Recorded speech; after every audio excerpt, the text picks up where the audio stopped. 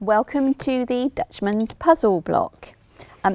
This is a very popular block. You've probably seen, I don't know if you can see it, it's the bottom left on the quilt behind me. It's made of something called flying geese units, which are really very popular. You see them a lot in borders, but in this particular layout it's called Dutchman's puzzle. So we're going to make some flying geese units and put them together in that layout. So I'm just going to add an extra pin in the middle, and I'm going to put that baggy edge on the bottom. So check that the seams are all happy and nesting.